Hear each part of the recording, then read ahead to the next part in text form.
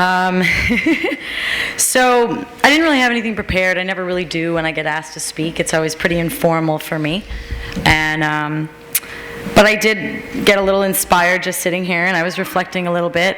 Unlike a lot of you guys who might have known about Occupy Wall Street right at the beginning, I discovered it completely by accident.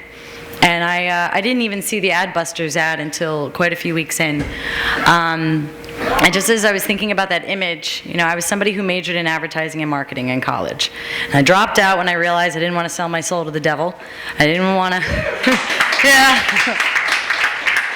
You know, I was getting offered to work with Chick-fil-A and McDonald's, and that was just, that would have been suicide for me, mentally and physically.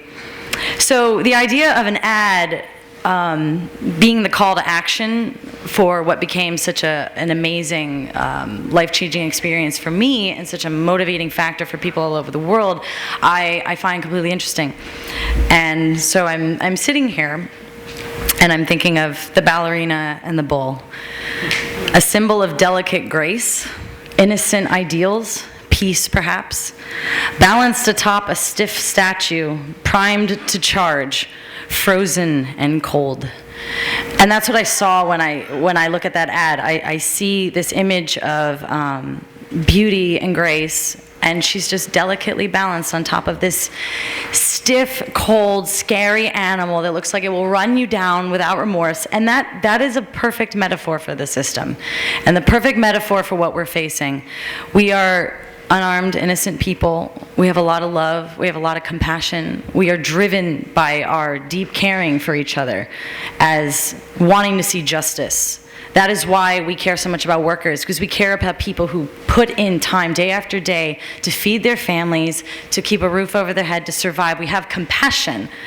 And we want to stay nonviolent because we don't believe in hurting anyone and committing violence against others. And the behemoth that we face is the most cold-hearted bastard you'll ever meet. And for me, becoming so active in Occupy, it was such a wake-up call for me in my own life, because I had to face how cold-hearted I was in my personal life, and how out of touch and apathetic and disconnected from the outside world when you live just your day-to-day life and you only worry about yourself and you're just concerned with being able to go shopping. It's a pretty empty existence. And Occupy freed me from that. Occupy liberated me from living my life in such a one-dimensional, empty way. And now I stress about funding a campaign to buy a bus to travel across the country and do massive outreach and continue all this work and volunteer and do everything I possibly can to spread the good message. And a year ago today, I was just a waitress in a corporate restaurant in Times Square, completely lost and disenfranchised. And so my story, as much as I could go into the statistics of if Occupy's made an impact and the banksters that need to go to jail, and you know my personal vendetta against Wall Street, but I wanted to give a personal side of it, because what I think is going to really change people is to create that intimacy and create that common thread. I compare it to, if you could imagine you have a thread in one hand and a thread in the other. You have the common thread of restlessness and suffering, which tugs in one hand. And in the other hand, you have that fulfilling feeling of being nurtured, accepted, and spiritually free, pulling you in the other. And if we're all tied together, we are completely unstoppable.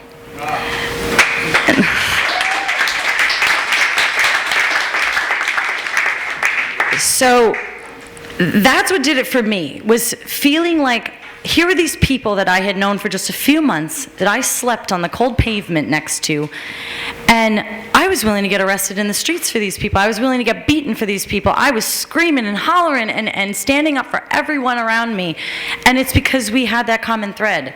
I wasn't alone anymore. I wasn't the only one who felt just completely lost and felt hopeless, and oh my God, the world is so messed up, and we're killing so many people, and we're destroying the environment, and God, there's nothing I can do. It's so daunting. And then you start meeting all these people who are like, yeah, we know. Yeah, my uncle, he's been an activist for 50 years. Yeah, my My 15-year-old sister is discovering how messed up the system is, and she wants no part of it, but she feels trapped. You start hearing all these stories. And it was the stories of individuals that kept me going. It was the testimonies and the thank yous and the, don't give up, you're fighting for all of us who can't. You're fighting for the mom with 3 kids who can't go march. You're fighting for the people who have been injured in the war and want to throw their medals back at the UN. If we can continue to make deep connections with each other, if we can talk to each other on a personal level, if we can keep that intimacy open, if we stay open, we don't judge, even when we're faced with views that we think are completely off base, we have to start somewhere.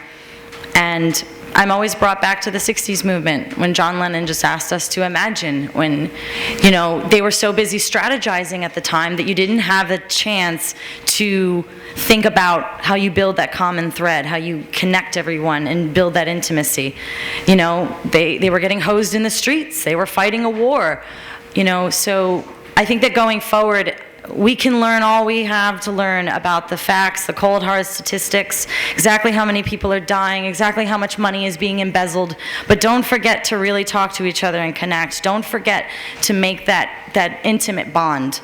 Because when you're fighting on the front lines, all those statistics don't matter. When you're locked arm in arm in black bloc and you're facing down batons taller than you are, it's because they're your brothers and sisters and they're your family. That's why you fight. So just remember that, and we can get through anything, and we can overcome our own demons and nurture each other and establish a world that is based on love and not based on the frickin' greed. Thank you, guys.